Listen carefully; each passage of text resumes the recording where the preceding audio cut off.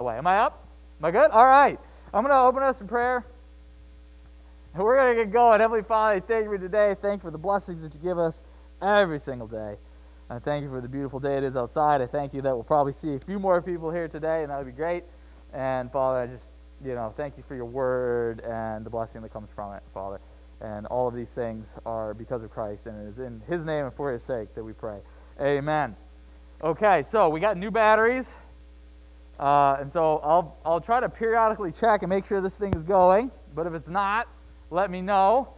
I think, Kat, you watching the Facebook? Kat's watching the Facebook. You can message me, not on Discord or Signal. I left my work phone at home, so my wife has internet, so she can watch. But send me a message, and we will go from there. And I know that the videos, because of like the mic, the new batteries we got that weren't working, and other internet things were kind of rough. So I wanted to start this morning. If there was any questions or follow-up from the last 2 weeks that we would want to look at.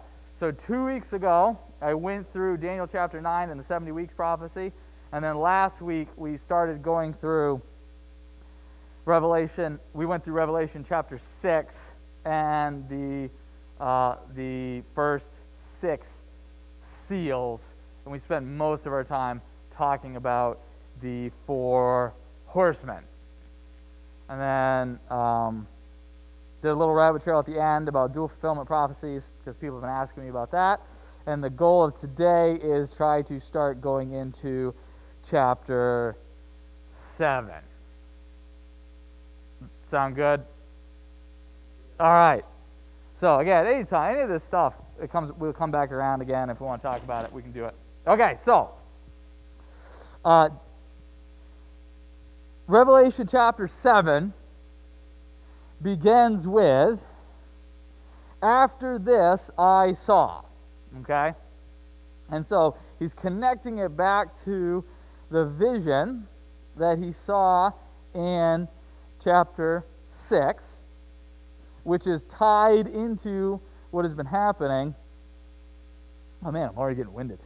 Ever since chapter 4, where in great Old Testament fashion, John saw heaven open up, and he was brought up into the heavenly court. Okay?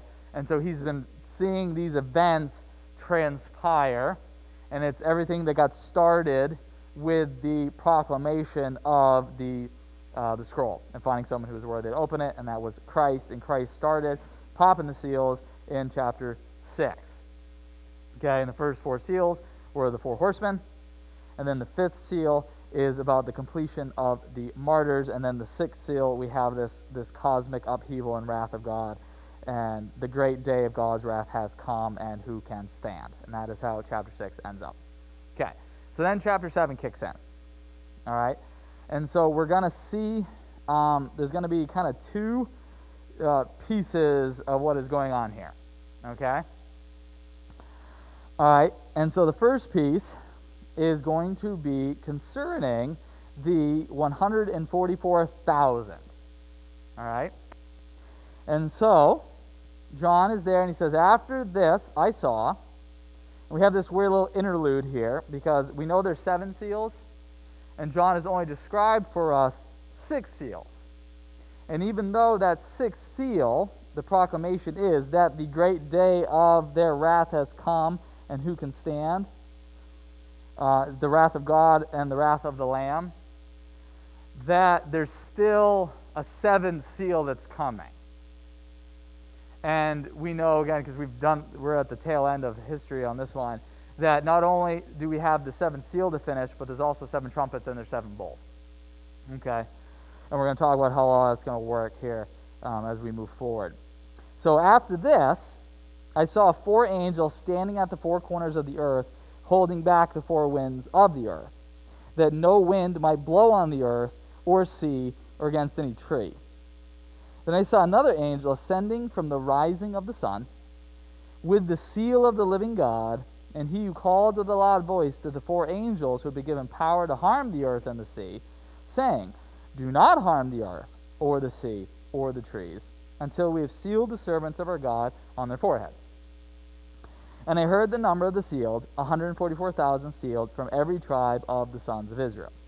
12,000 from the tribe of Judah were sealed, 12,000 from the tribe of Reuben, 12,000 from the tribe of Gad, 12,000 from the tribe of Asher, 12,000 from the tribe of Naphtali, 12,000 from the tribe of Manasseh, 12,000 from the tribe of Simeon, 12,000 from the tribe of Levi, 12,000 from the tribe of Issachar, 12,000 from the tribe of Zebulun, 12,000 from the tribe of Joseph, and 12,000 from the tribe of Benjamin were sealed.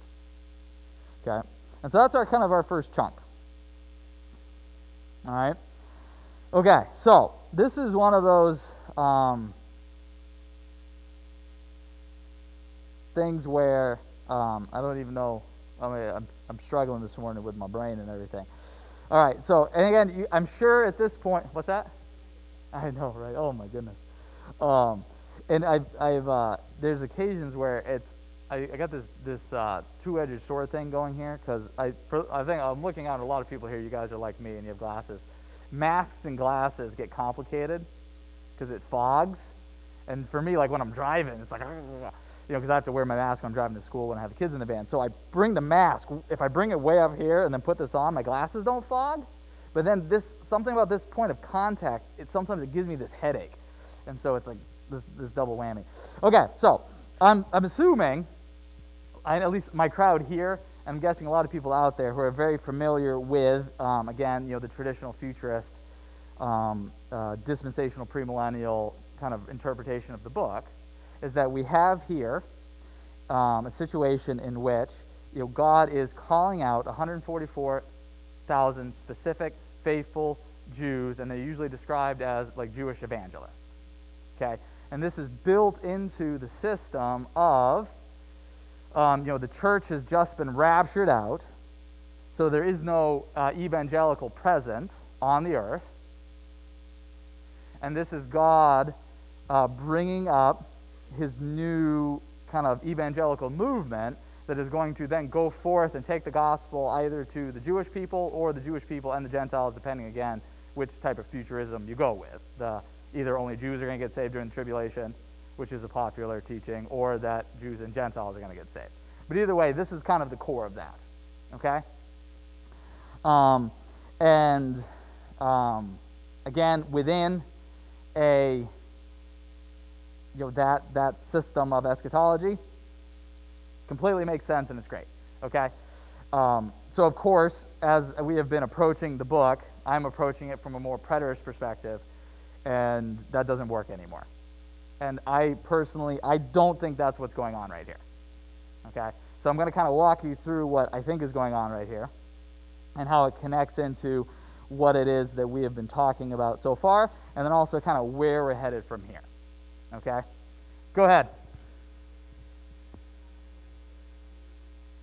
Yes. So I'm coming at the book from the perspective of that these things that John is seeing, although they hadn't taken place from his perspective, from the historical perspective, that these things took place within the circumstances of the destruction of the temple and the siege of Jerusalem in 70 AD.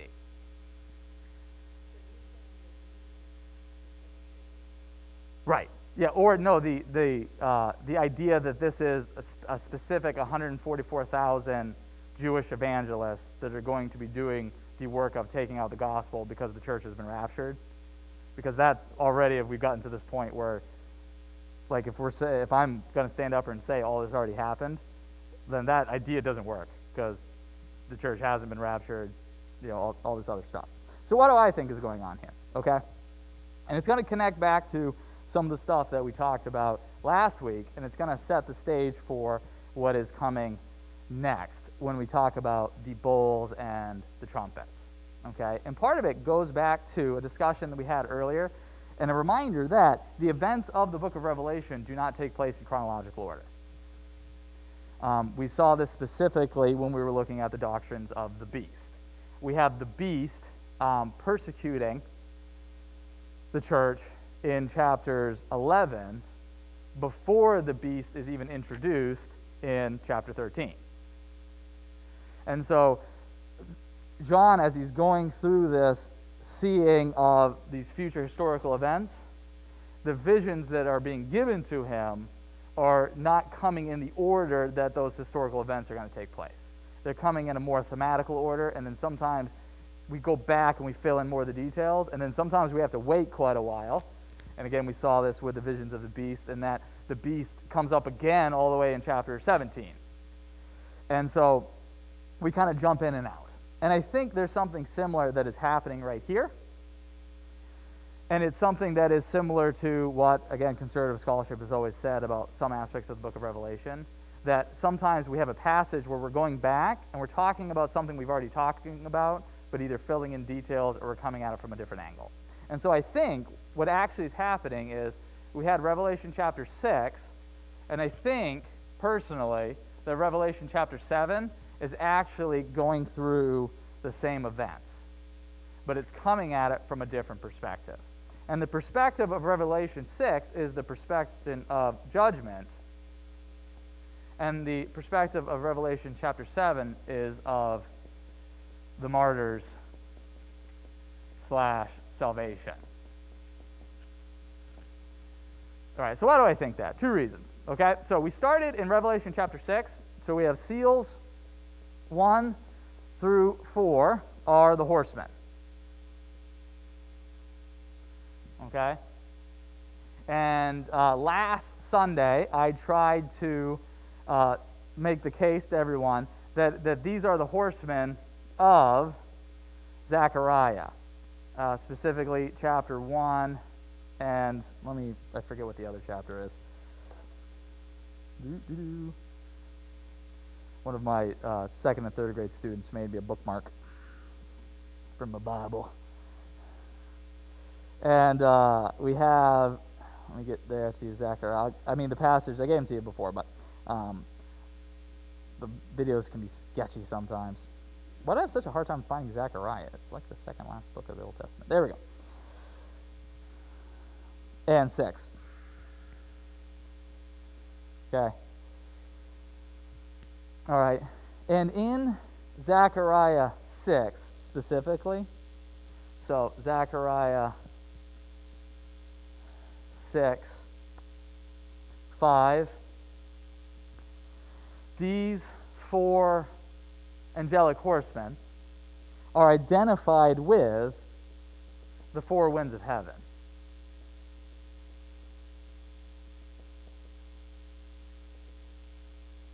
All right.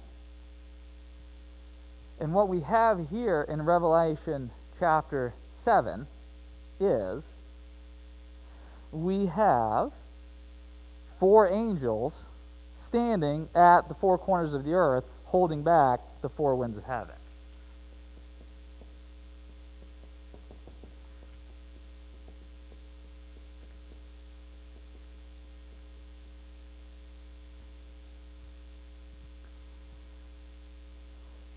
So that the wind might blow, so that no wind might blow on earth or sea or against any tree. And then that angel that ascends with the sun says to 4 angels who have been given power to harm the earth and the sea. And he says that do not harm the earth or the sea or the trees. And so it says that we have the winds blowing, can't spell, on the earth, the sea, and the trees. And then we have 4 angels harming the earth, the sea, and the trees. And so again, I think, I submitted that the horsemen that we're seeing here are the same horsemen of Zechariah who are identified with the 4 winds of the earth. And here we have 4 angels who are identified with the winds of the heaven, because the winds are blowing on the earth, the sea, and the trees, and it's these 4 angels that are going to be harming the earth, the sea, and the trees. And I think it's talking about this same group. And so right here, the Son, Christ, opens the first 4 seals, and these 4 horsemen come, and he sends them in judgment to go and bring judgment upon the land. But then here there's a pause. Okay, before they go and bring judgment, and we're going to talk about this earth, sea, and the trees, because we're going to find out pretty soon. This is what the trumpets and the bowls are all about. The trumpet judgments and the bowl judgments are all about judgments on the land, the sea, the trees, and all that kind of stuff. We're going to talk about that in a little bit. That something has to happen before these angels go out to bring judgment. And he says here that the thing that needs to happen is we need to seal the 144,000. So before they can go out and bring judgment, we got to bring in the seal, okay? And so when we get to the second portion, so after we have this, we have seal 5, and seal 5 is the martyrs, those that have died. And they cry out and they say, when are you going to bring judgment? And we saw the parallel here with Zechariah chapter 6, where in Zechariah chapter 6 you have the angel crying out, God, when are you going to bring judgment? Because the 4 horsemen say all is at peace. And God tells the martyrs that we need to wait until the fullness of the martyrs have come in. More people are going to die, but I'm in complete control. And I'm not losing any of them. And we have over here now, we have the sealing of the 144,000.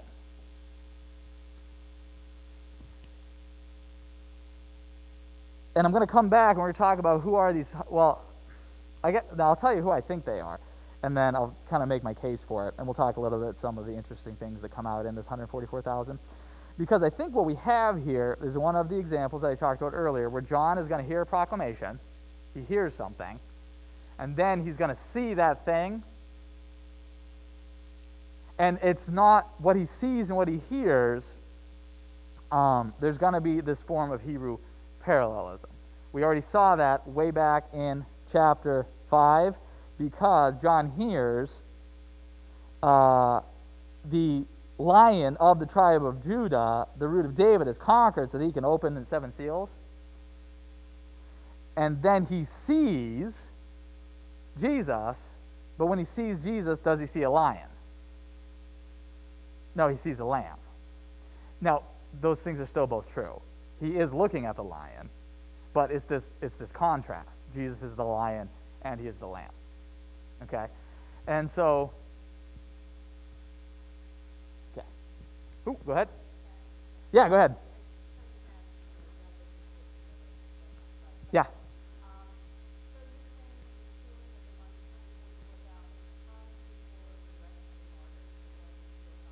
I think we're talking about the same event. And here's why. We'll go right into it right now. So John hears this proclamation. We're going to seal the 144,000. And then in 9, it says, after this I looked. And so what does he see? Behold, a great multitude that no one could number, from every nation, from all tribes and peoples and languages, standing before the throne and before the Lamb, clothed in white robes, with palm branches on their hands, and crying out with a loud voice, salvation belongs to our God who sits on the throne and to the Lamb. And all the angels were standing around the throne and around the elders and the 4 living creatures, and they fell on their faces before the throne and worshiped God, saying, Amen, blessing and glory and wisdom and thanksgiving and honor and power and might be to our God forever and ever. Amen. Then one of the elders addressed me, saying, Who are these clothed with white robes, and from where do they come? And I said to him, Sir, you know. And he said to me, These are the ones coming out of the great tribulation. They have washed their robes and made them white in the blood of the Lamb. Therefore they are before the throne of God and serve him day and night in his temple. And he who sits on the throne will shelter them with his presence. They shall hunger no more, neither thirst no more. The sun shall not strike them, nor any scorching heat.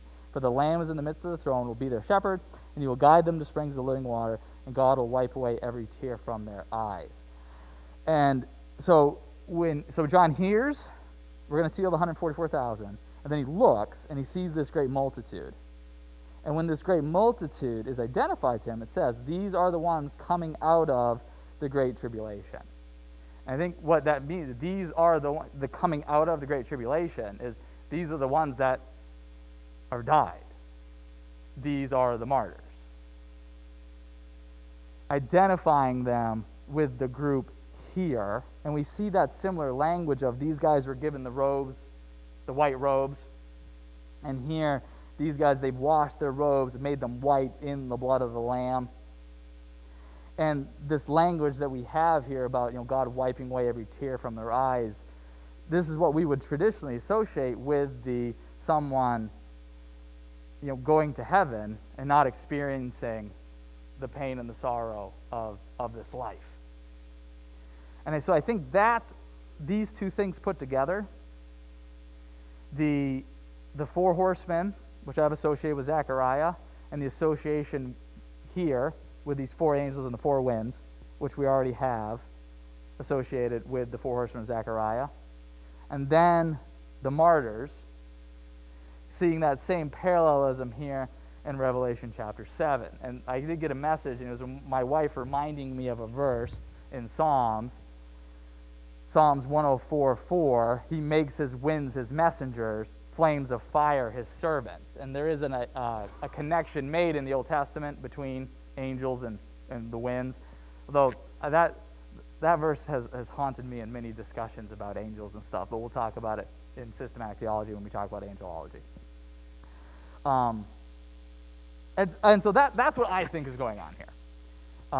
That we see a parallelism, that this is coming from the perspective of the judgment.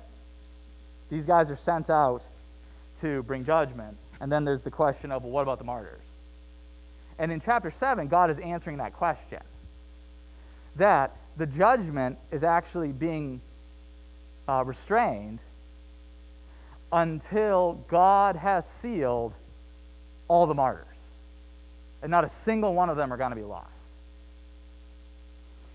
And there's a contrast in the book of Revelation between those that have the seal of God and those that have the seal of the beast. And I think this is that idea of that separation where God knows his people. And we're going to talk about it in Matthew chapter... is it Matthew chapter 12 or Matthew chapter 13 that is the agrarian parables? I always get them confused. It's that whole idea of, when the judgment comes, all the wheat's going in the barn and all the tares are going in the furnace. 13? Okay, it's 13. Okay, so that's what I think is going on here. Again, this is my crazy preterist beliefs. But I think we're answering this question from here in chapter 7. That even though there's a lot of Christians, there's a lot of faithful Jews in Jerusalem. But in the same way that God saved Noah and God saved Lot and all those situations where as God is bringing judgment upon the ungodly, he preserves the godly. But in this case, he's not making a commitment to save the lives of the martyrs. He's making a commitment to save their souls. So how does that connect these two things? I'm sitting here and you're saying, well, okay, Josh, but it says that it's 144,000 Jews. How are you saying that these 144,000 Jews are this great multitude in the next paragraph? Okay? Well, and one, it's the thing that I've already mentioned, that we have established a pattern in the book where John hears a proclamation, but then when he sees what that proclamation is about, it is to give us two different truths that we bring together. In the same way that we heard the proclamation of, it is the Lion of Judah, but he saw the Lamb. And I think we can see some of that possibility here within the 144,000. The first big piece is the actual number itself. So we know that it's 144,000 because it is 12,000 from each tribe.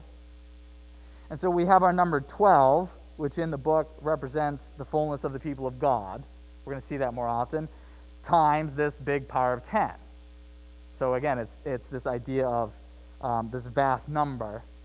So it is the complete fullness of the people of God. And when you bring it all that together, you get 144,000, which is 12 squared times 10,000. And so it is using these numbers that we've already seen in the book carry symbolic meaning. And when we look at the tribes, so he says that it is 144,000 sealed from every tribe of the sons of Israel. But when we look at the tribes, we find out that statement itself actually isn't historically accurate, because there is a tribe missing, Dan. And there's a tribe that is doubly represented, because we have both the tribe of Manasseh and we have the tribe of Joseph. But the tribe of Manasseh is one of the two tribes of Joseph. And there's other little things too, because Levi is mentioned here in the list of tribes, which is also somewhat unusual. And to give it some I guess maybe we'll rabbit trail a little bit. The whole idea of the 12 tribes, there is a little bit of confusion. So you have Jacob, okay, and then you have Jacob's wives. So you have Leah, and then you have, yeah, but I feel so bad for the concubines because I can't remember. Yeah, and then there's Rachel. These poor ladies, they had it rough, especially her, because Reuben was messing around when he shouldn't have been. Okay, so, and again, you can go back and read about this in Genesis. Jacob, I think Doug was talking about it last week. Jacob was a deceiver, and so was his father-in-law. And so by the time he was done, Jacob had pretty much kifed, well, he made his father-in-law rich and then got rich off his father-in-law. And then somehow he also ended up with 4 wives, 2 wives and 2 concubines. And so Leah and Rachel are the sisters. I didn't even try on that one. Jeez. And so he marries Leah first, and then he marries Rachel. Jacob loves Rachel more than he loves Leah. I think you can make an argument that his affection for Leah grew over the course of their marriage, and that he had a great affection for her at the end of his marriage. But anyway, and so the way the rivalry plays out is it's all about who has the kids. Okay, so Leah has Jacob's firstborn, Reuben. All right, and then his next 2, which we're not entirely sure about the order because they're always associated together. But then we have Levi and Simeon, and then Judah. All right. There's so many fascinating things associated that we're going to get into when we get into our discussion of Genesis, because even following, like if you look at the meanings of the names, you look at Reuben and it's very much like, now my husband will love me. And then by the time you get to Judah, it's almost like God's blessing me because he knows my husband doesn't love me. It's really good. And then she has a daughter. And then, so Rachel is all freaking out because within that society, she's barren and Leah's like done her job. And so Leah's the good wife.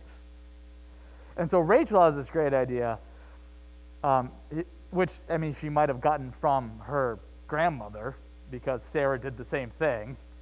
I'm going to take my handmaiden and you're going to marry her as a concubine, and legally her children will be mine. And I feel so bad for these ladies. I don't remember which one was Rachel's concubine and which one was Leah's.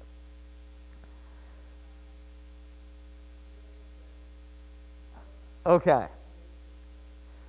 So then Zilpah starts having kids, and then Leah's like, well, 2 can play at this game, and then she starts having kids. And pretty much like between these 2 ladies, you have like half of the tribes of Israel. So Naphtali and Zebulun and Issachar and Dan is in there. And there's 2 more who I could actually look at the list and find them. Asher. Yeah. Oh, Leah does? Okay. And then she does, okay. So there's a few more over there. And then Rachel has Joseph, okay, and Benjamin. Okay. I'll have it all straight when we actually get there in Genesis. She had a second run. Yeah. Oh, that's true. The mandrakes. Yeah, that whole relation, this whole thing was just totally messed up. So anyway, Reuben is the firstborn. So he has the patriarchal blessing and the double blessing of the firstborn. Okay? So then Reuben comes along, and he sleeps with his father's concubine. So he gets cut off. Okay, and then Levi and Simeon, it's their sister, who is the one who is disrespected by the prince of that city. And then these guys, through clever trickery, murder everybody there. And so they get disqualified. And so the patriarchal blessing actually falls on Judah. All right? And then, but Judah isn't great because you have the whole thing with Tamar. And we find out actually that the double blessing, many years later, goes to Joseph. And on his deathbed, Joseph is there, and Joseph's two kids, Ephraim and Manasseh, are there. And Jacob lays a hand on Ephraim and lays a hand on Manasseh and says, you guys are going to inherit like you were my actual children. And Joseph's tribe gets represented twice. And so when you look at the lists of the tribes, Joseph actually isn't usually mentioned in the Old Testament.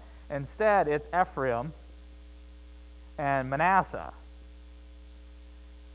In fact, Ephraim was probably the most largest and wealthiest, most powerful of the 10 northern tribes, and sometimes Israel is just referred to as Ephraim in representation.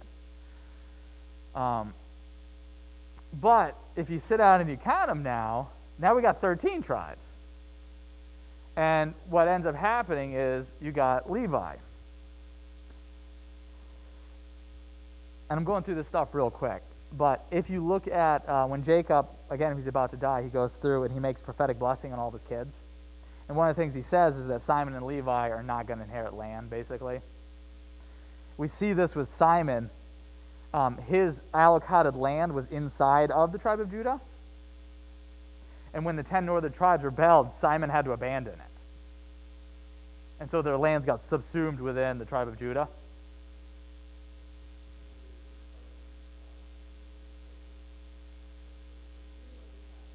No, I'm talking about Simeon lost his land when they broke off. Yeah.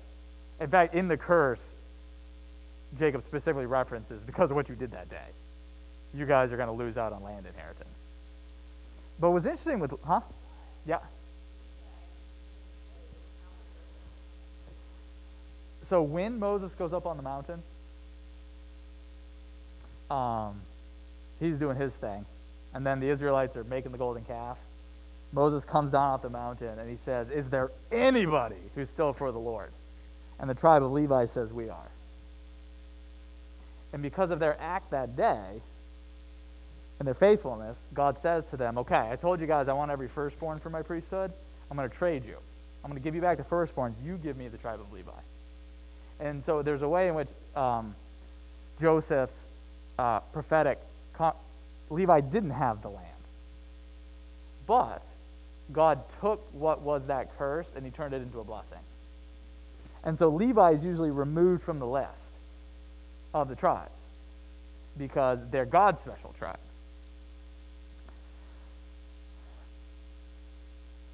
All that to say, quick history, when we look at this list is weird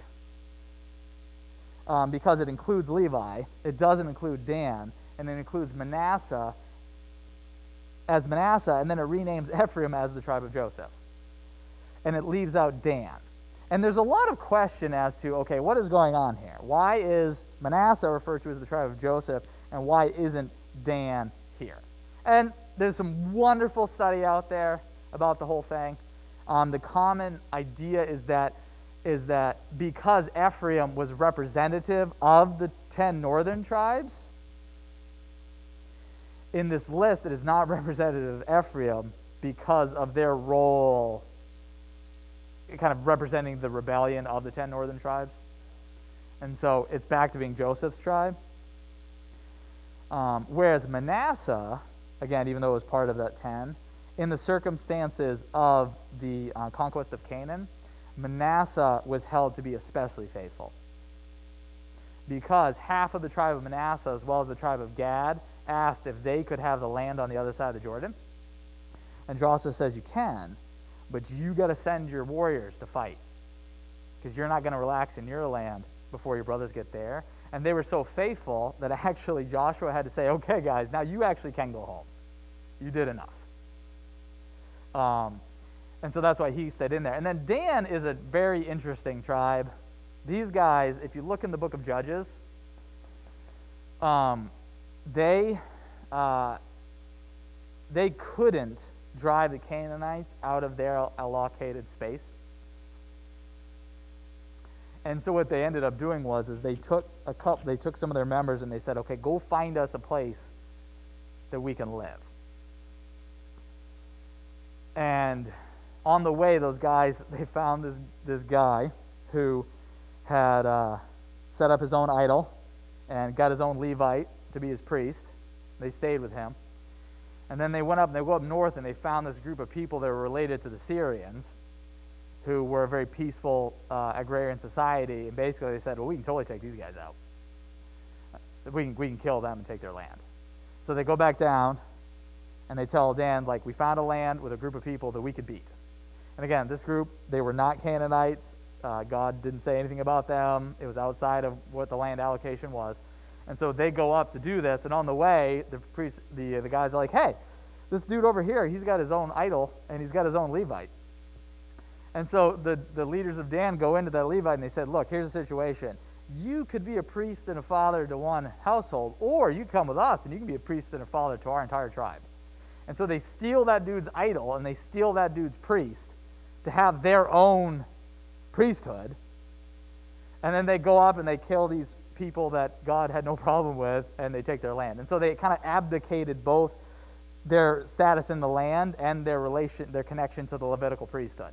And so a lot of people point to that's why Dan's not listed in here, which again is entirely possible. Go ahead. Yeah.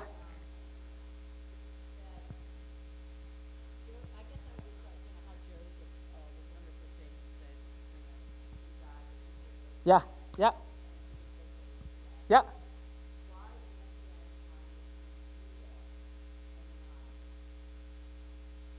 Why was the Messianic line through Judah and not Joseph? Because I think, like, if you look at, because I love rabbit trailing. If you look at, no, it's fine. Don't apologize. It's great. This is stuff we'll talk about more when we get to it in Genesis. I don't know for sure. I think part of it probably has to do with just the concept of, even though God said, I'm going to give you guys back the firstborns, and I'm going to take the Levites, the firstborn was still had a unique role within Jewish society because of the fact that God initially said, the firstborn is holy, the firstborn belongs to me. And so the idea of the patriarchal blessing was still very important. And Leah was Jacob's first lawful wife. And the patriarchal line would have been through her. And even though Reuben, Levi, and Simon, because of their behavior, disqualified themselves, Judah did not disqualify himself from the patriarchy. And when Jacob blesses his kids in Genesis, near the end there, 49, he says of Judah in 49:8, Judah, your brother shall praise you, your hand shall be on the neck of your enemies, your father's son shall bow down before you. Judah is a lion's cub, from the prey, my son, you have gone up. He stooped down, he crouched as a lion, and as a lioness who dares rouse him. The scepter shall not depart from Judah, nor the ruler's staff from between his feet, until tribute comes to him, and to him shall be the obedience of the peoples. And so even Jacob recognized that it was within the line of Judah that the authority of the kingdom of God was going to come. And again, I don't know exactly specifically what's going on there, but I think it has to do with God and the way he honors that idea of the firstborn of the patriarchy, that kind of thing. Yeah, but Joseph got the double blessing. Yeah.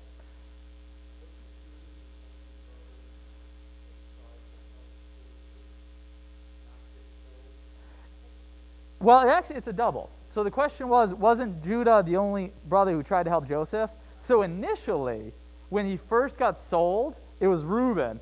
He was going to sneak back and rescue him and do a one-up on his brothers. But when they go down to Egypt, Judah's already in the role of leadership at that point. And he says, when Joseph, as in disguise, says, I'm keeping Benjamin, Judah says, take me instead. And so Judah steps up and does for Benjamin what all of them should have, and especially Reuben should have done for Joseph initially. Yeah, and so you can see Judah coming into that role of leadership. And he's the one that tells Jacob, he's like, look, if I go down and if I don't bring Benjamin back, you can kill my kids. Again, very strange Canaanite way of thinking. But there is that point, but by the end of there, Judah is taking the responsibility of the patriarchal role, and he's acting with what that culture would be perceived as honor. Yeah. Yeah. Yeah, well, yes. And it may be when Judah means praise the Lord. Yeah. Vicky was talking about the names, and you can actually follow it through, and basically Reuben's name carries with it the idea of, like, now my husband will love me. And as you move through, the naming becomes less and less about Jacob and becomes more and more about God. Yeah. And then even, again, when at the end of his life, when Jacob died, he chose to be buried with Leah and not with Rachel. He did. Yep. Yeah. And so when Jacob gives instructions about what to do with him, he makes the choice to be buried with Leah in their ancestral tomb and not with. So I think, Ian, you don't know, but I think, obviously, Jacob didn't abhor Leah. They had a lot of kids, and I think I think you could make an argument that his affection for her did grow, but who knows? That's one of those things that you just gotta. The account of all of this happening was to tell us what happened, not all the details and intimacies of those people's lives. But there was a lot of messed up stuff in there. Reuben sleeps with his dad's concubine, and Judah ends up sleeping with his daughter-in-law, and Levi and Simon do their thing, and okay. So all that to be said, I think what is this portion here of the ceiling is a symbolic representation of God saying, look, I got all the Christians. The fullness of the people of God are sealed by me. And I'm not going to lose any of them in the Great Tribulation, in this time of judgment and persecution. So even though I'm sending these 4 angels against Israel and against Jerusalem, there are still faithful Jews in Israel and in Jerusalem, and I'm not going to lose any of them. And I'm going to bring them all home. And in doing so, they're going to be with me forever. And that's just what I think is going on. Okay? Again, if whatever other system out there, it works. And so I think that this great multitude is, in fact, the visual representation of what John hears when he hears the fact that God is going to seal all of his people. And there's some other people that kind of dig into why the order is different and all that kind of stuff. And I think some of those things are interesting, but not super important. Because in this one, normally when you see the ordering of the tribes, all of the children of Leah and Rachel are listed together. And then all of the children of the concubines, which had lesser status, are listed at the end. Which in this case, the children of the concubines are actually, they're mixed in. But I don't know. There may be stuff going on there, but it's too, and I know for me it's a lot to say that there's too much stuff going on there. But, I don't know. I think people may be overreaching it. But anyway, that's generally how this would fit into a preterist system. Again, futurism, totally, yes. If the church does get raptured for the Great Tribulation, then there does need to be a new evangelical body. Makes sense. And then you just, what is the explanation for why Ephraim is renamed the tribe of Joseph and what's going on with Dan? But, again, there are historically sound arguments for all of that stuff.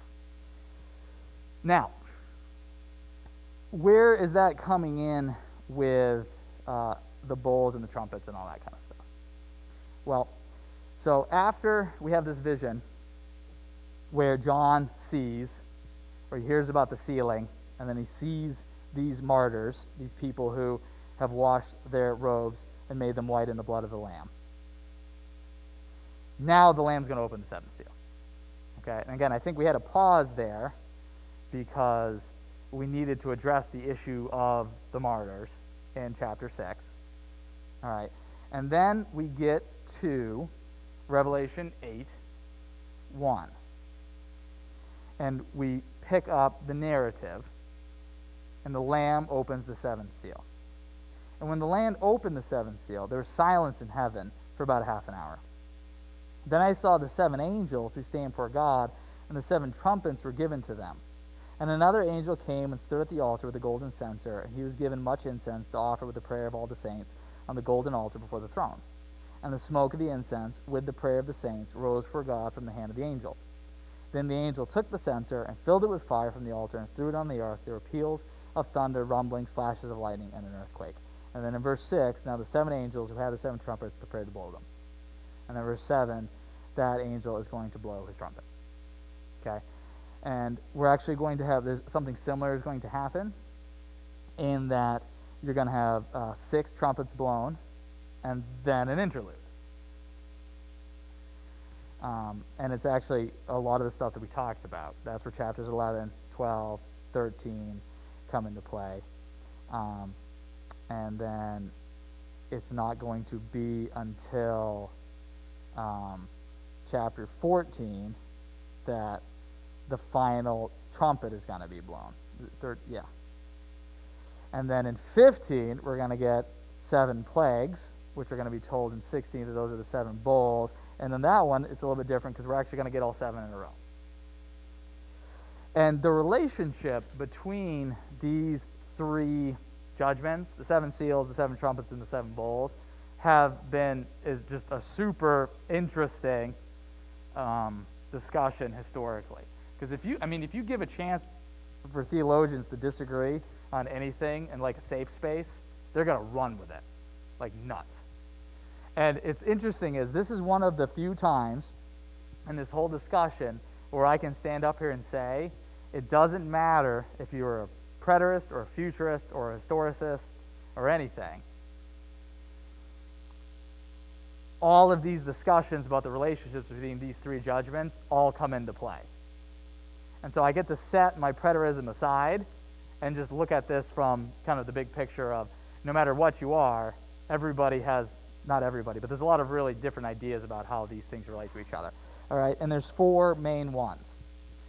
And I'll kind of introduce them now, and then we'll pick them apart a little bit more next week, and then we'll settle in and we'll talk about trumpets and bowls.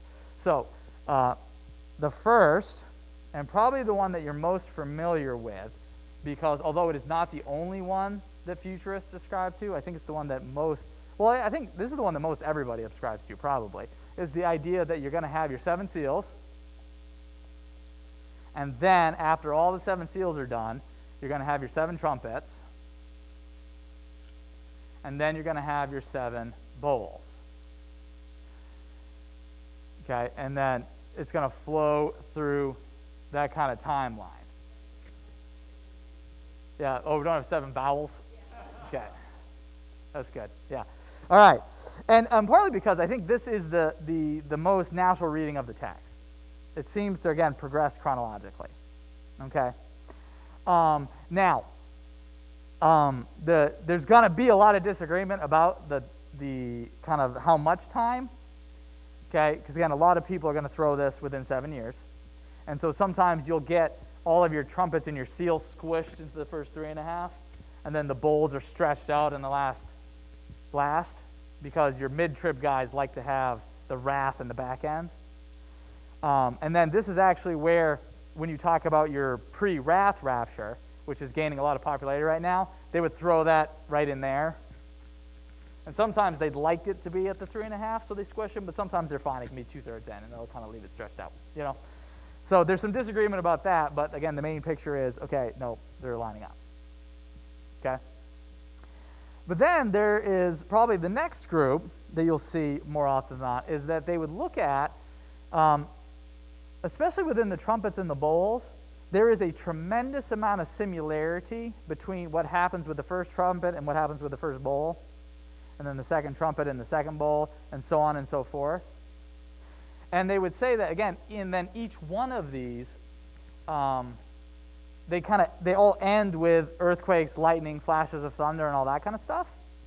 And what they're going to say is, you got your 7 seals, okay, and then you got your 7 trumpets, and then you got your 7 bowls, and these are running parallel. And so your first trumpet, bowl, and seal are the same event. Then your second trumpet and second seal and your second bowl are the same event. And they're going to go down through. Okay? And then the next 2 are kind of variations on these 2 ideas. Okay? So you're going to have commentators who would say that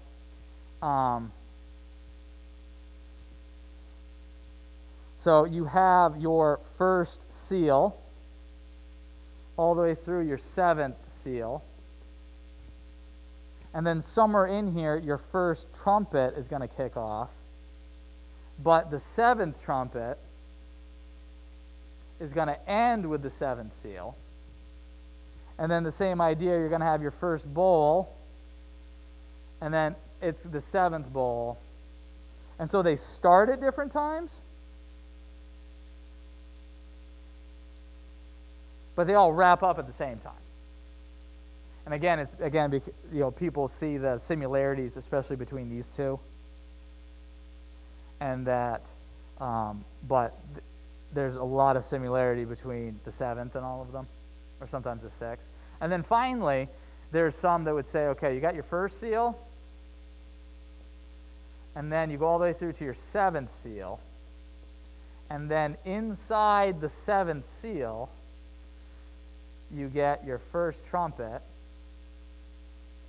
all the way through to your 7th trumpet,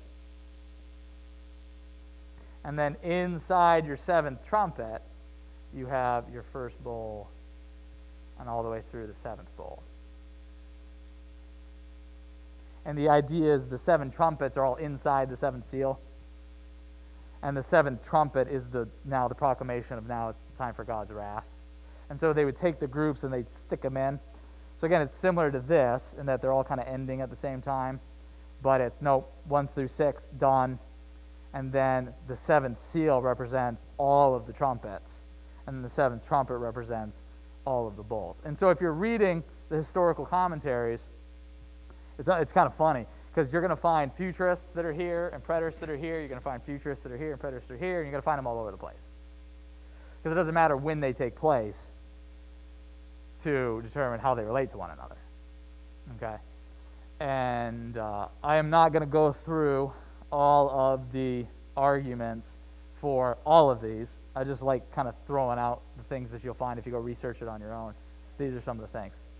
Yes, I could. It would be laborious, because all of them have strengths and weaknesses.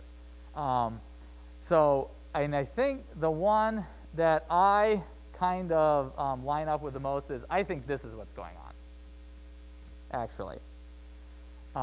Because, as we're going to see with the trumpets and the bowls, these guys, you can match them up pretty much on a one-for-one basis. There's a clear, if it's not the same thing, it's a repetition of the same thing.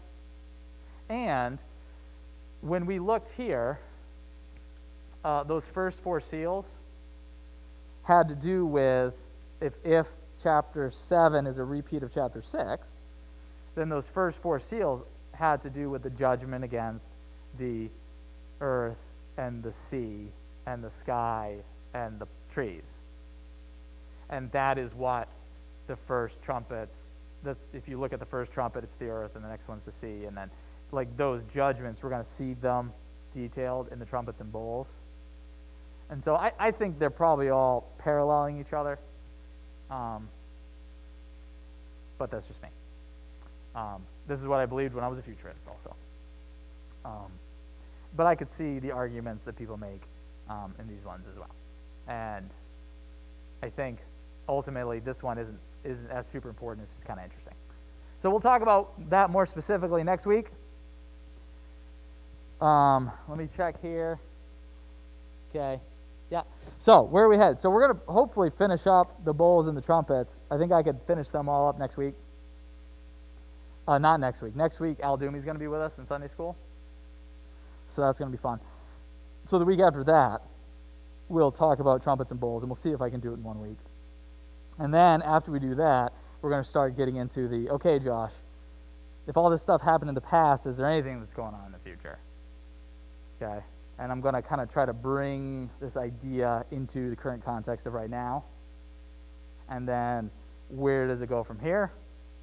And then maybe we'll do like a random question thing at the end just to try to wrap some things up, because I know I'm not answering all the questions as we go. And then I probably still won't be able to answer all the questions later, but it'll be fun trying. And then we're jumping into the book of Genesis. And we're going to start our Old Testament biblical theology section, which is probably going to go for like a decade, but we'll see what happens. I got a plan. Okay. Awesome. I'm trying to end a little bit early so we can figure out some other stuff in between services. But man, it's good to see people again. It's so much nicer actually talking to real people. Not that the virtual people aren't real people, but it's just different. You never really know if anybody's actually watching you out there. I get the text messages, so I know there's somebody out there doing it. But it's really great having everybody back. And I appreciate you guys being patient with me and giving me the time to talk about the stuff that ultimately really isn't that important. Because we all know that Christ is victorious and he's coming back someday. So, all right, I'm going to close this in prayer. Heavenly Father, thank you for today. And again, thank you always for that reminder that Christ is victorious and he's coming back someday. And you know, no matter when we think that fifth seal, if it was open back then or if it's open in the future, the truth still remains that you have never lost a single one of your children, and you're never going to. And even though you bring great judgment, you know how to save the righteous at the same time that you're bringing judgment upon the unrighteous. And so we don't have to fear you, and we can rest in the confidence that even though sometimes in this life we die, but then that experience of death, instead of being the end of something, is the beginning of our new life with you, or is the continuation of the new life with you that we started way back when you saved us by faith. So we thank you for it, and Father, I pray we don't get too bogged down, but we have a good time studying your word, and through the fellowship and discussion of your word, we become more like your Son. And again, we thank you for him, and all the good things we have in our life is because of him. Amen.